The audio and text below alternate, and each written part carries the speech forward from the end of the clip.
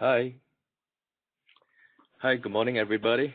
Today, thank you for attending our webinar, which we do about once a week. And today we are very honored to have Kevin with us to share with us about the remote application server and how you can make use of it to protect your data and create a mobile workforce. So, well, let's give Kevin a hand if you have. Kevin, all to you. David, thank you very much.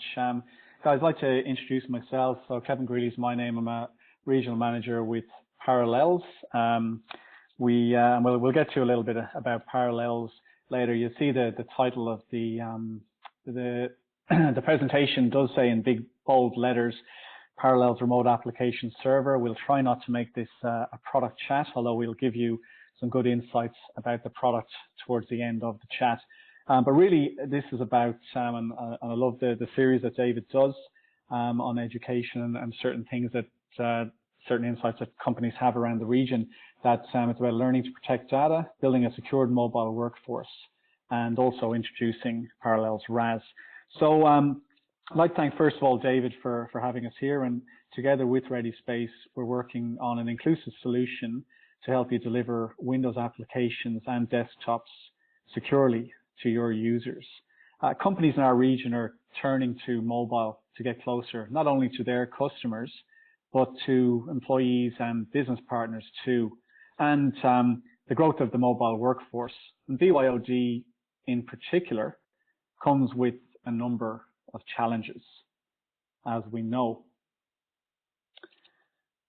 So the biggest challenge has been identified in our IDC survey, and it came as no real surprise that it's securing data and content.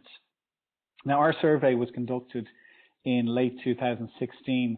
So with recent events, with the WannaCry ransomware and a number of other threats that have hit, particularly in the region, and I know in the UK, this was absolutely massive. We can only assume that the concern over securing data and content is actually much higher than it was even 6 months ago. So with the survey, we had over 700 respondents in APAC. It was a really well received survey, and we got some great data out of it. So in this session, I will outline for you the findings for the Asia Pacific region of our IDC sponsored mobility survey. And this will include what companies are considering and are worried about in delivering applications and VDI. And I'll also outline how ReadySpace and Parallels will work together to provide you with a secure mobile future. Okay, so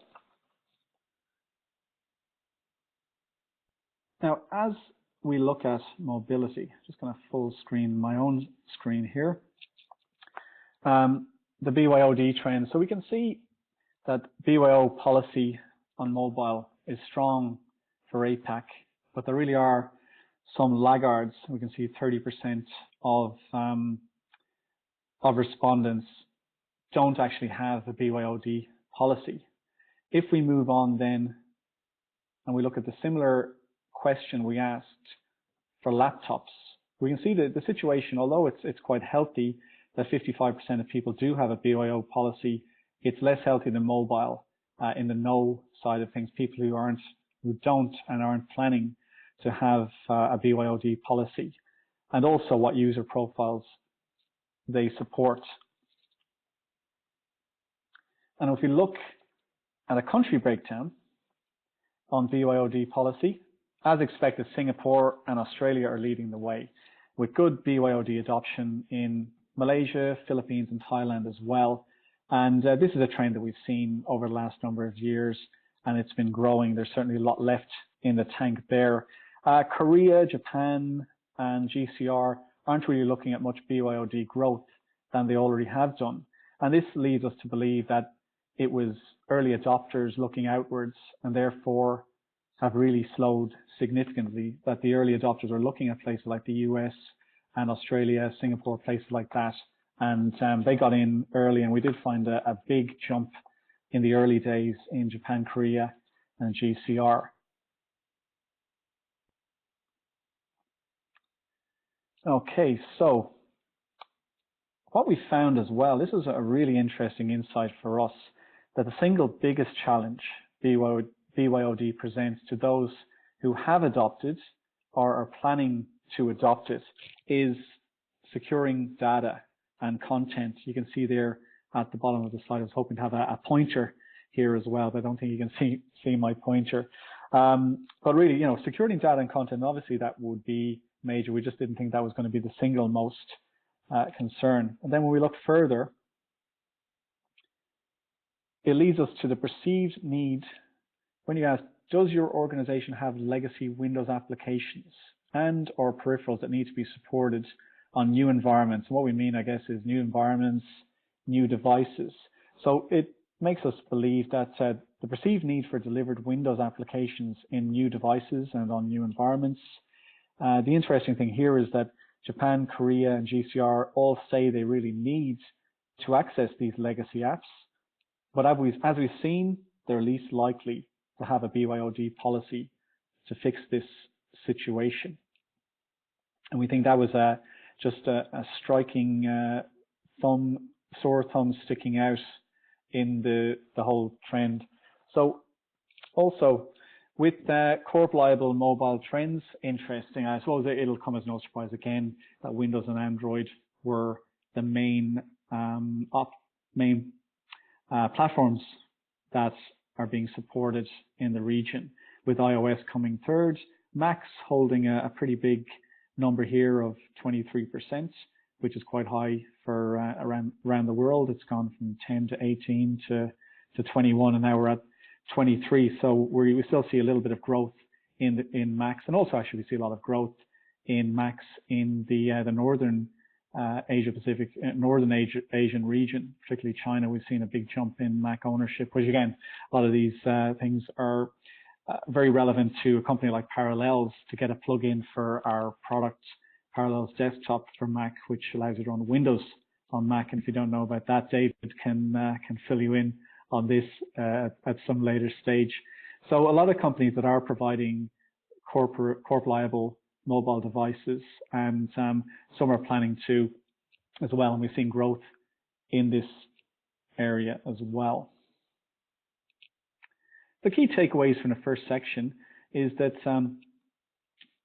bring your own is more prevalent for mobile than laptops, and Northern Asia is lagging behind a little bit. The banking and financial services industry is a surprise leader, and we'll show you a little bit about that later on.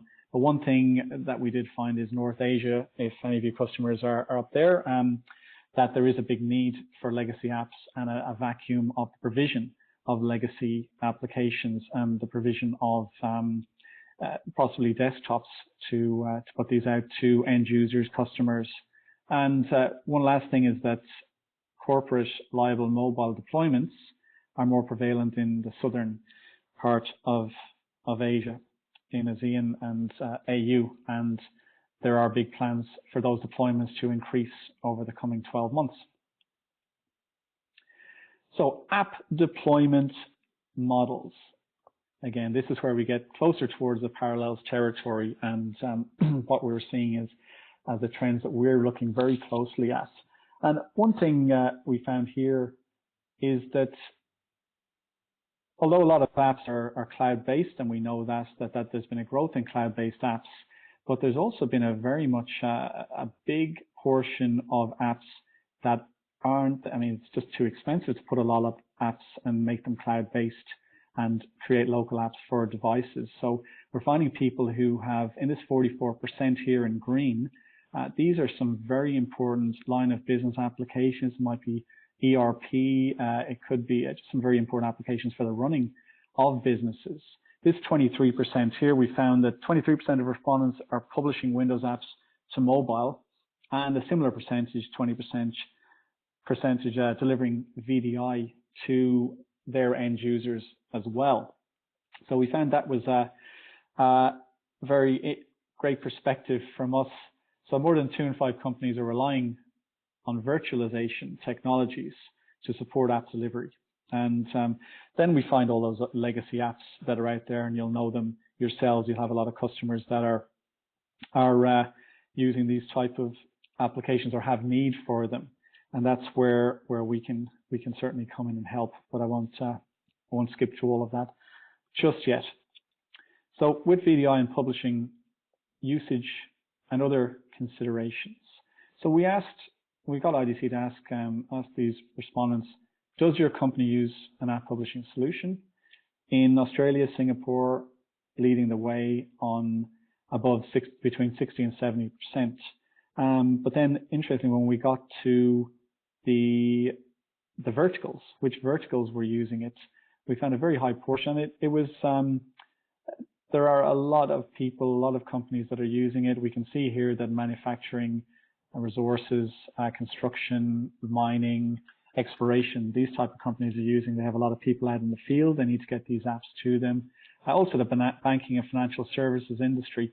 But the trend for other verticals isn't really that steep. That education, public, wholesale, retail, all of these are showing up here to some extent that there's usage for application publishing.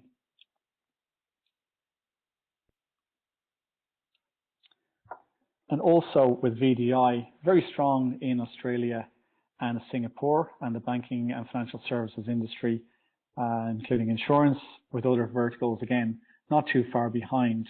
But we can see again, we see Japan is quite strong here as well, which is interesting where they sit in the other parts of the survey, where they're quite far behind and showing quite a traditional outlook on the on virtualization and other sides.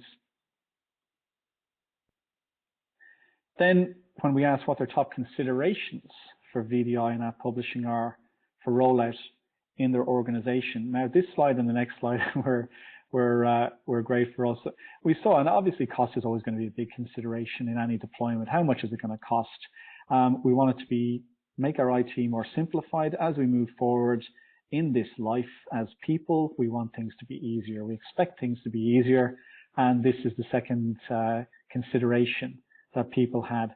Securing data and content is always going to be up there and thereabouts near the top and seems to be more of a consideration. But one thing when we look at it here, and you can see some of the small things, extending PC lifespan, more of a CapEx versus balance sheet type of situation for a lot of companies trying to cut costs and not enable mobile access. But if we do look, and we'll go forward and back between this and the next insight that we have, because when we actually look at the challenges that people had when we asked them when they were rolling out these things, their biggest challenge were around security concern for both VDI and app publishing. And secondly was performance and flexibility issues they were having. We all know that notoriously some of the incumbents in app publishing and VDI are very complex in their licensing models. They're very complex in their deployment. Some of these, many of you will probably, in the room, will probably have been through some of these 3 to 6 month projects where you're deploying a VDI solution, you're deploying an application publishing solution for some line of business apps. And it's, I'd imagine, many sleepless nights and some stress involved in that. So these are definitely the things that people come up against, but security concerns being number one, and also implementation support costs. Although when we look back at the previous slide, we can see that that was the main driving factor for most people. When it came down to the implementation, although the costs wouldn't have been, these things are not cheap. We know that companies like VMware and Citrix do charge very handsomely for their services, their load balancing, their licensing. You also have to get your Microsoft licensing in line, and that can be complex in itself. So these are parts, but even with that, it became the third most important challenge that people faced. So we see a very big vacuum here in things that as a company Parallels can help with our experience a little bit more on our company later on. But the takeaways from this, just to give an overview of probably most of what I've just spoken about. So VDI is used more than app publishing in Asia. Why is a question we would ask, that we find that when we do look at a lot of these environments, that sometimes VDI is not necessary, that the part of VDI just pushing out a full desktop, although Parallels is very much involved in that, we find app publishing can be a better solution to a lot of needs. Sometimes they're too far down the path of VDI to pull back, and that can be an organizational, political issue. But when all is said and done, we find app publishing to be a much easier, a much more palatable option for most of these companies that we do end up speaking to. So deploying apps in a mobile context is a priority for half of the respondents, and managing costs in IT operations are top considerations, followed by security. But as we've seen, performance, flexibility, uncertainties, and implementation, support costs are top challenges in to app and VDI deployment, but security being the number one concern there. So it brings us to vendor considerations. Top consideration in choosing a VDI solution provider. Well, security skills is going to be, as we've seen from the considerations and the challenges, they get down to that and they think, okay, well, security is important. Also, integration into legacy systems is important, that they understand our business industry, our needs, and multi-platform support. And then finally, that the ease, that implementation, putting this product in our environment is just going to be a breeze. So the integration, customization, and ease of implementation are the key qualities. This is how they're choosing a vendor. Security is just a given, that they expect this anyway, and all bets are off if the security doesn't come up to scratch. So when we look at workforce mobilization as a whole, we see that end users, admins, what they want to do, they want to provide apps. They want them to work on their device anytime and anywhere. They want them to be easy to use. They want to be able to print, save their documents. Also, they want support if things go wrong, and they want to be updated. What they need there as well are line of business applications, and they also want legacy applications to work on touch devices. It's a tall order, but certainly an achievable thing with the technologies that are available today. So the tagline here is they can't afford to be slowed down by an inferior user experience. They need everything provided, and they need it now. So IT practitioners, they need to feed these needs. So the management of these things, they also need to keep everything secure. So they need to maintain the BYOD policy. They need to comply with their corporate policy, enable seamless mobile access, hassle-free printing, scanning, peripheral redirections for, let's just say, handheld devices that they need to use in retail, for example. But they need to push these out with minimal ongoing maintenance, very little disruption, and also local and cloud-hosted environments. So they might have moved, there might be a corporate policy that they have to move to the cloud, or they're moving to hybrid cloud, which is something that I'm sure David Loki there is in many discussions every day about people with these needs. And then cost and budget is always going to be a consideration, that they want something with a low total cost of ownership, and it will use the existing investments that they have. They've developed these apps over a number of years. They're used to using them. Their people know how to use them. They don't want to go through a big, long engagement process and education process with all of their end users to retrain them how to use new line of business applications, or something that's just been put into the cloud. There are recipes for disaster, and we know that these kind of organizational changes have taken down companies. An example of our partner Ingram Micro, who had a big SAP deployment recently, well, maybe 5-6 years ago, and it almost took them to the bottom of the ocean. So that was a worldwide thing, but they've bounced back from that gladly. We're starting to look into who Parallels, who we are as a company. And in 2015, you'll see here that IDC would have done one of these, a MarketScape virtual client computing software. And you can see a very small planet down here near the leaders section, just in the top beside Microsoft, and that's where Parallels sits on that. So our entry into this, after not being even visible the previous year, was almost as a leader. So we're considered a major player in virtual client computing, which is for VDI and application publishing. And the reasons that we were given this honor here is IDC saw us as a very easy to use solution that we can actually be fully installed in 30 minutes, which was unheard of, and configured in a matter of hours, as opposed to possibly months or quarters for some other solutions. And also that we provide full Windows virtual desktops where across any hypervisor. So whatever you're using at the back end, if it's Hyper-V or Citrix or VMware, we are agnostic. We work with all of those guys, and also cloud. Rated very highly for end user experience, that we have many patents around the gestures that we use to allow people to get a beautiful mobile experience, whether they're running their Windows apps. It might be Microsoft Excel or some ERP solution, running it on an iPad or running it on Android. We make it like it was designed for that particular environment. And also cost and simplicity advantages over our competitors was a big consideration as well, and that catapulted us up there. I think really we should have been in the leadership, but my opinion doesn't count when IDC are putting together their things. A little bit more about Parallel. So we have been around for 17 years, almost 18. We solve complex engineering and user experience problems. So an application's location, it doesn't matter, it's irrelevant. We make it easy and cost effective, so you can use applications wherever you are, local, remote, in the data center, in the cloud.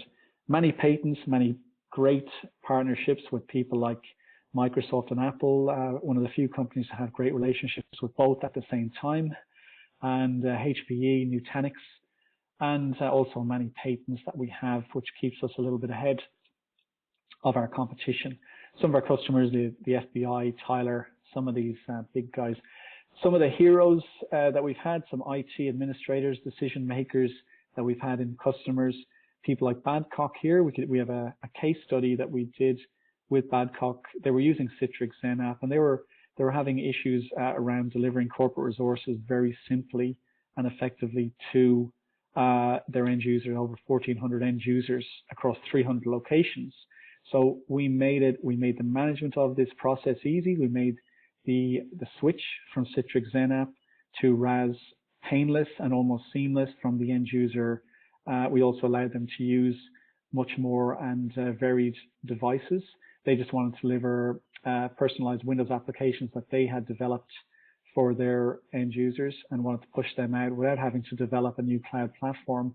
And we helped them with that, and they basically just praised us with saying that we were a high quality cross-platform support, and that was the #1 benefit of their switch from Citrix to Parallel's RAS. So quite a large installation that they have at Babcock.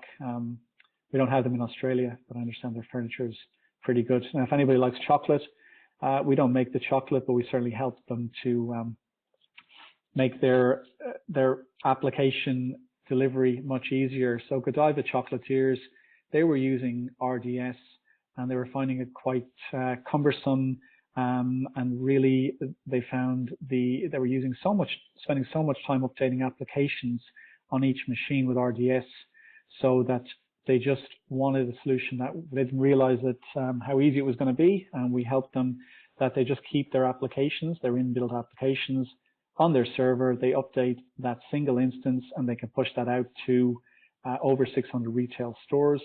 They have 40,000 points of sale as well, and 800 travel points of sale. So they've got a very, very large footprint around the world. So they just really wanted to simplify their IT management and just to use that one server for this massive infrastructure that they had. And we helped them out with that. They're a hybrid cloud model, and also they've really moved to the next level, and they really moved forward with Parallel, just making their infrastructure and their development and management of applications a very simple and easy process. The Norwegian American Hospital. Okay, so Norwegian American Hospital had a very old IT infrastructure, but they had some issues around their environment where they didn't have a server-based solution, and they were just using VPN to collect internal resources. It was very haphazard, and especially you'd imagine that with how this environment looked to us when we spoke to them first, that we really had to get them up and running with some very critical line of business applications. Particularly, these guys are a cardiac specialist hospital as well. So what we did is we helped them to move their whole Microsoft environments. They had a number of other Windows-based applications that they needed to push out to different types and different levels of access for security. So there were security concerns in here as well around data access that we helped them with. So the great thing with these guys was they found it very easy to deploy and manage, and they cited the number one benefit of having the ability to provide access to selected applications based on user group needs, doctors, nurses, pharmacists, and different administrators in the hospital. And it just really it helped to bring the whole structure of their organization and their IT needs into line, and then they built it back around there. So that was that.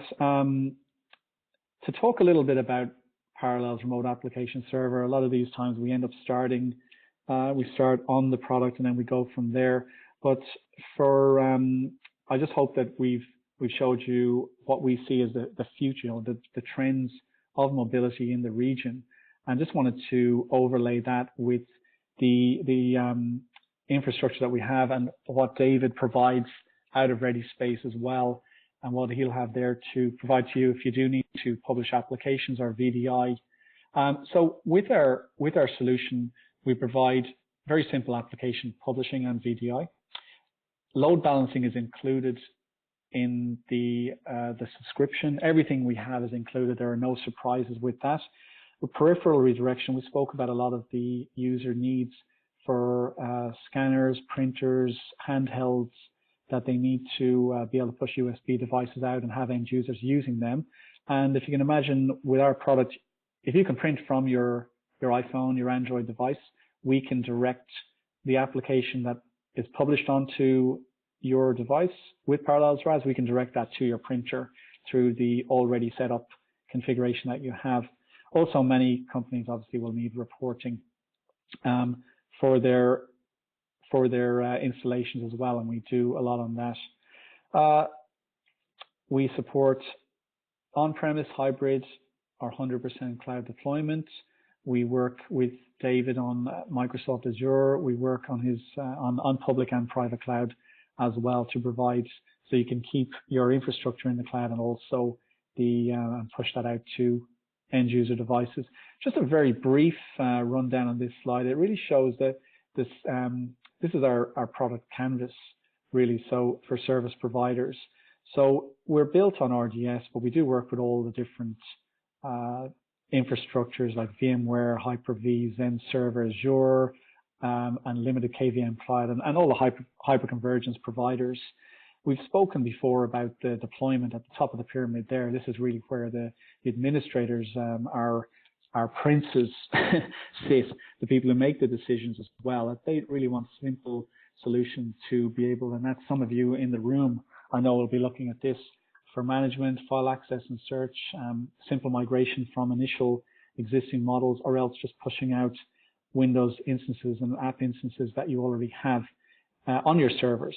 For mobility, and we cover every single device that Apple, Android, Windows Phone, but if none of those are in your environment, we also have a clientless HTML5 access. So whatever device you have, we can cover that. And then the reporting as well is covered in Parallels RAS. The high-level architecture I spoke earlier about on the left-hand side, you can see all the different devices that we work with. Now the next slide covers, this is on-premise deployment. The next slide covers cloud deployment. It's pretty much the same slide. It's just we changed boxes for clouds. So we'll just look at the first one first, and with the infrastructure, very simple setup that you can have your load balancers there. You can have redundancy with that, redundancy with your gateways for security, and also built on RDS server. You can see on the right-hand side there of the screen, you can have redundancy with that, and the publishing agent sits on that server. So quite a simple architecture in very straightforward. Microsoft, many of you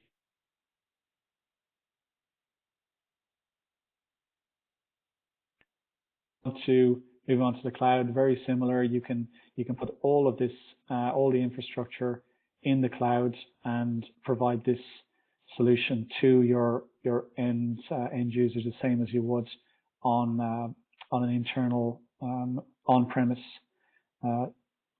situation. So versus the competition, really, and I've already outlined a lot of this, but very much for the admin, simple deployment and streamlined experience. And we look back at the needs of those respondents moving into and moving forward with app deployment and VDI and moving further into that space, that these are considerations that they do want it to be easy. They want a very complete end-to-end solution with everything needed to create a scalable infrastructure. We have that.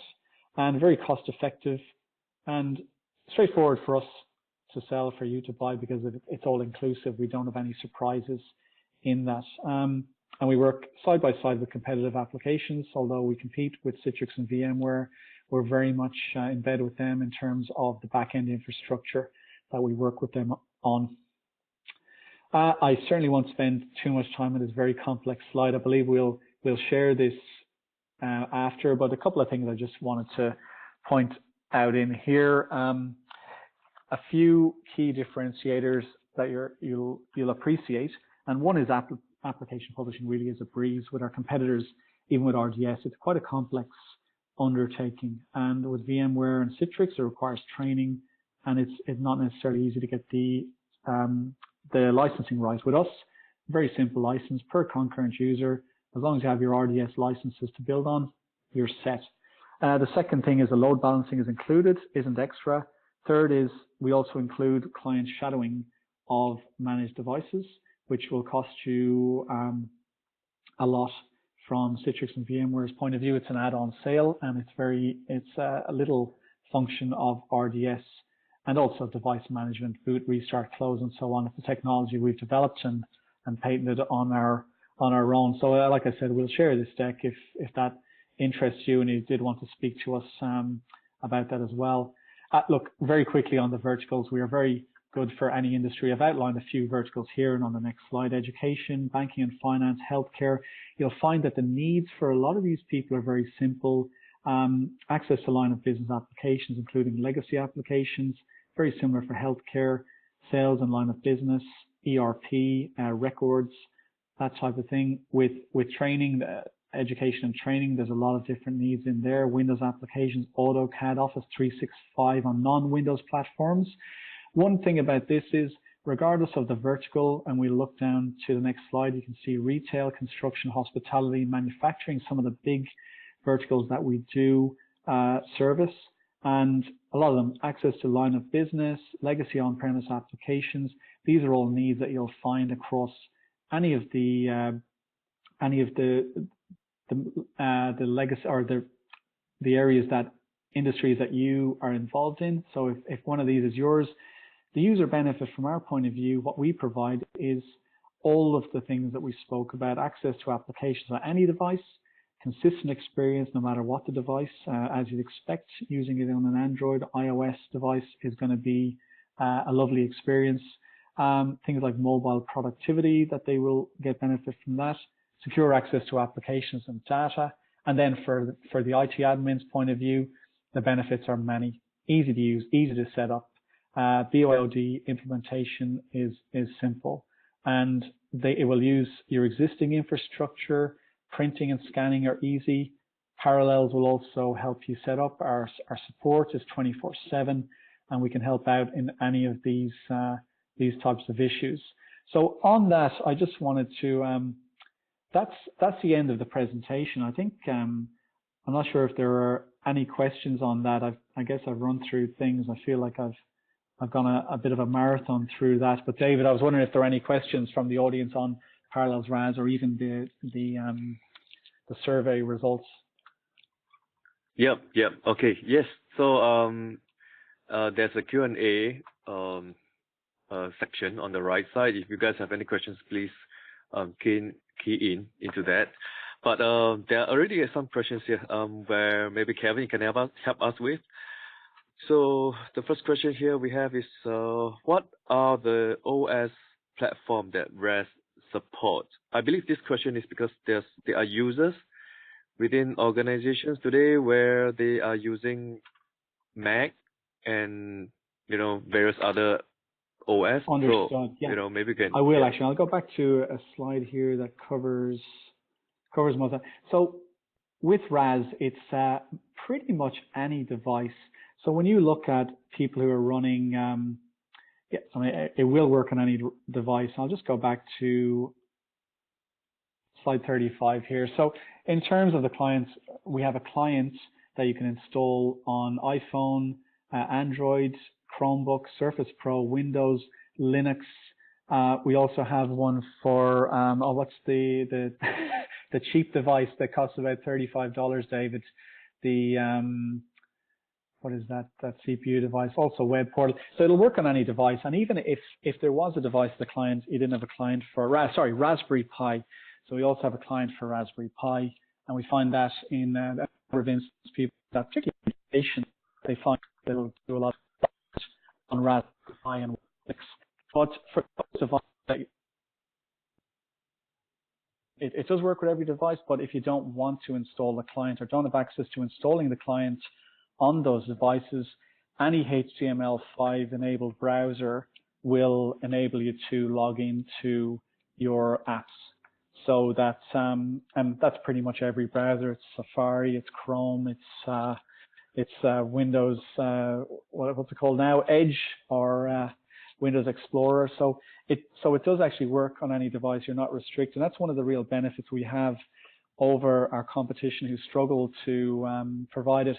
And not only does it work on every device, we really provide a beautiful user experience on any device.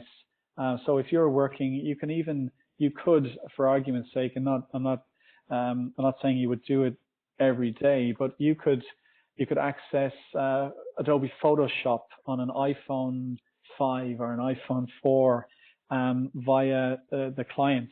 So let's get something with a bigger screen, the iPhone Plus. So you could actually run a full instance of Adobe Photoshop.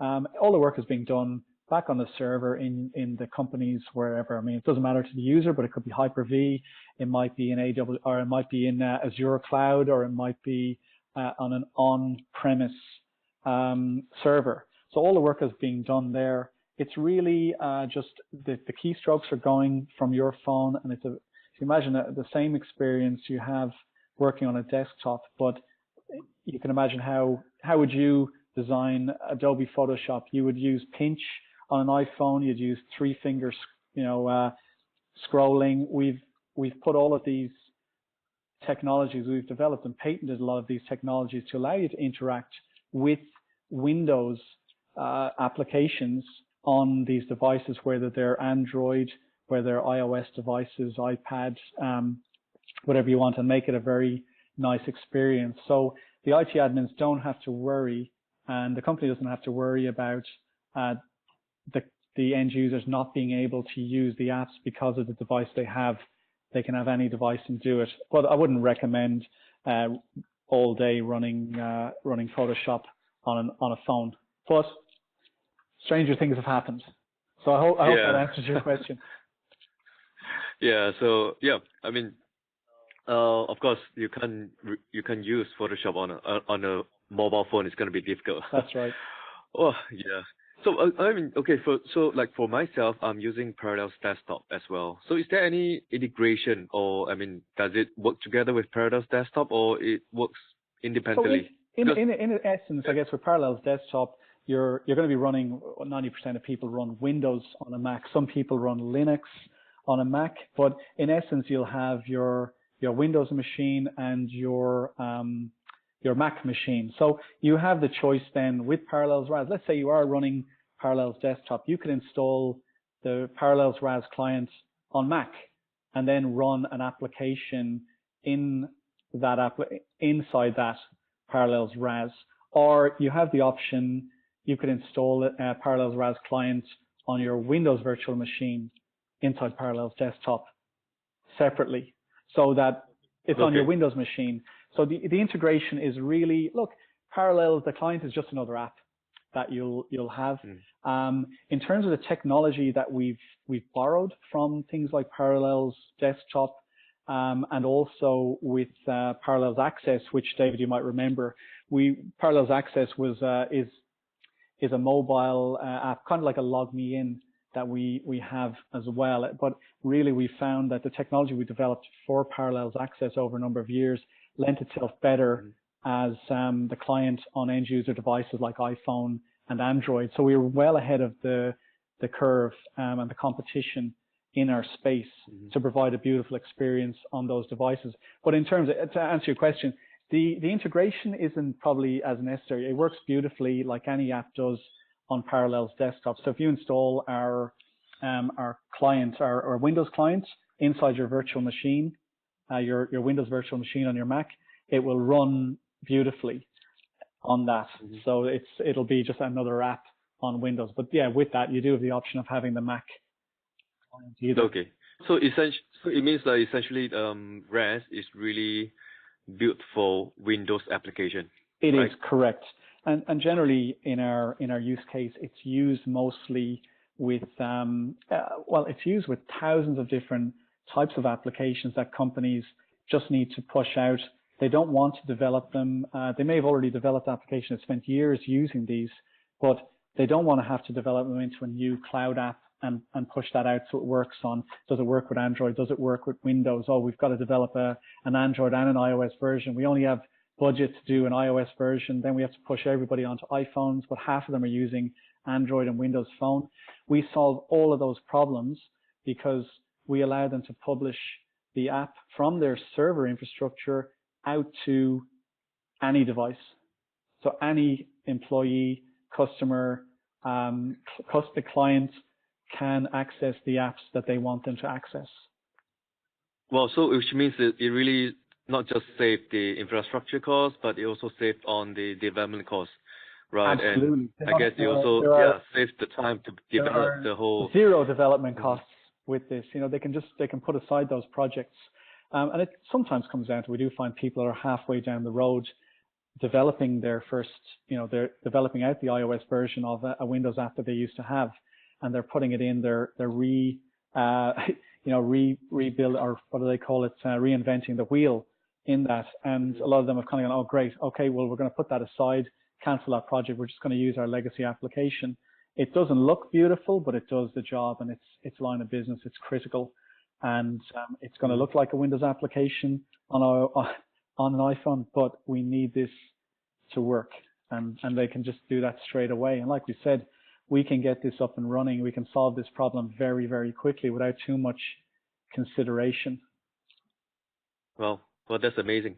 So one more thing. I mean, I have got this idea. Like, since you mentioned that it is possible to have the apps without redeveloping it into a mobile app or something, right? So do you think it is possible to roll up an application, to the public for the end users who are customers, not the internal users? Do you think it's possible? Look, absolutely. And a lot of, as in if you're as an MSP, as a service provider.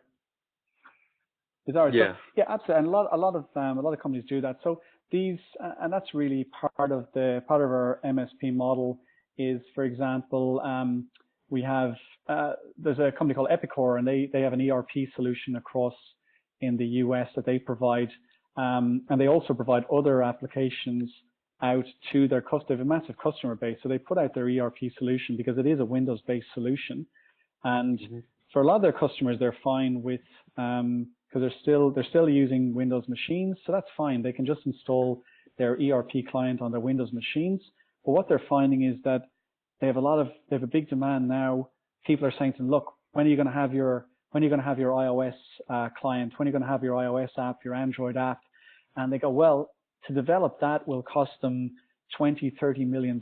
And then even with that, there's the ongoing cost of keeping these different app developers, paying them, and it will cost them too much. They'll have to put up their prices. So what they've done, and they still develop their Windows application in tandem. So what they've done is they use Parallels RAS to provide the iOS version of their Windows, of their application. They push that out, and it's their ERP solution.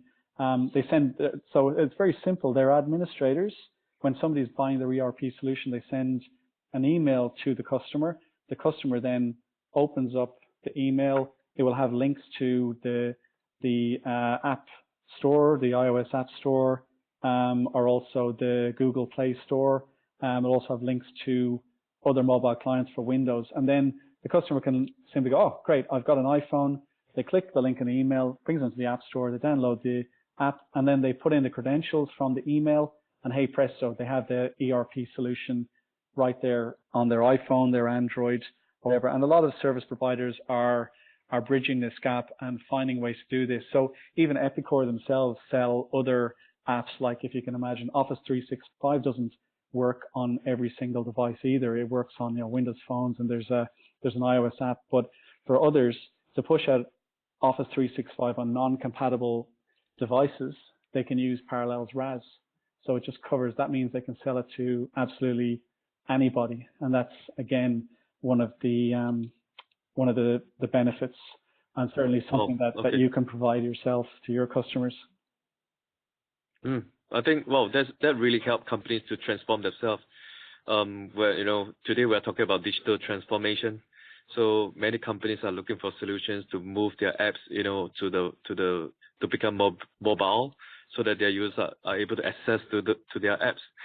So wow, it's really something that worth discussing again, I guess. That's it. And one thing is, it's not, none of this, the virtualization and app publishing, it's not new technology, but one thing that Parallels RAS has really brought it to be more approachable to the mid-market, where things like Citrix and VMware have always been considered, and still in many extents, they're playing in the very high end of town. So for example, the Citrix event in Florida over the last couple of days, their big push was on security inside their load balancer, but all of their big technical leaps and moves forward are all really in the high end of town around security for massive organizations, whereas that's really the space they play very comfortably in. And look, it's not something that Parallels is, not that it'd probably take us a lot more to have the capability to service that end of town. We play very, very comfortably in the mid-market, and look, and it's the biggest portion of business. It's a great place to be playing in companies up to 1,000 users or so. We do have capabilities past that, but we play very, very well in serving the needs of the mid-market, and also cost effectively. That's the real point, is that for a company with 200 or 300 employees to be going to Citrix or VMware is a massive, massive consideration. And sometimes these things are just out of, and even for smaller companies, like a lot of our instances are people with 15, 20 employees. They just need to provide apps to, and that's where we play very well. It's simple setup, simple. It can all be done in a day, and they have the apps out in their environment. So we can help in all these different instances. But if IBM or if Rio Tinto and those guys are in the room, it'll be a very pleasant conversation, but we might not be able to help as well as we could some of the mid-market companies. Yeah, great. So we talk about cost savings. We talk about interoperability. Various OS that it can support. Now, one last thing that maybe you can advise us on is with regards to connectivity. Because we have issues. Customers who are in the retail space, not in Singapore, not in Australia, but in Indonesia, in Philippines. So there may be some connectivity challenges. So how would you help? Will REST solve certain connectivity issues in this case? In many ways we can. It's a very light. It's light on its infrastructure as well. One thing is when you've got a DSL line and it's down, there's no miracle that can help that. But when there's relatively okay connectivity, we have lots of customers that are across Indonesia, Malaysia, even Myanmar and places like that, where connectivity can sometimes be subpar. But we can help certainly optimize things. It's a much more simple infrastructure. It's easier for us to help find any blockages, and if they can be fixed. We sometimes find that it might be outdated equipment that needs to be updated, needs to be replaced, and sometimes that's just a fact of life with companies that we can't promise everything. We can promise to be as efficient as possible, but we can also help you find with our tools. Our engineers can help find if there are anything that we can do to fix blockages. But connectivity, it's going to be one of those things. If you've got zero internet, it's not going to work. But if you've got, it's a very light, it's a light architecture, and it can be pushed out. But we can certainly help on that. We don't make claims to solve every connectivity problem, but certainly it is a light installation and it's a light workload. And with that as well, when you're working between servers, you're really we're pushing back screen and keystroke information to a server. So we can certainly help optimize those things with our knowledge from engineering and support. Right. Great. I guess we have run out of time. We have. Didn't feel like that long, David. There we go. 12:52 my time. Yeah. So, well, thank you, Kevin, for your time. And if there's any more questions for the audience, please feel free to email to us, info@readyspace.com, or just contact our help desk. We'll be happy to help you. Yep. So, Kelvin, if you have any last words for us? No, please. And look, speak to David. If any of you want to contact me, you can contact me through David. I'm very happy to speak to any of you directly and then direct you back to David. But David has all under control, understands our product, and can certainly help you with your IT needs. So thanks very much, David. A great call. Thank you. Yeah, thank you very much, and have a nice day, guys.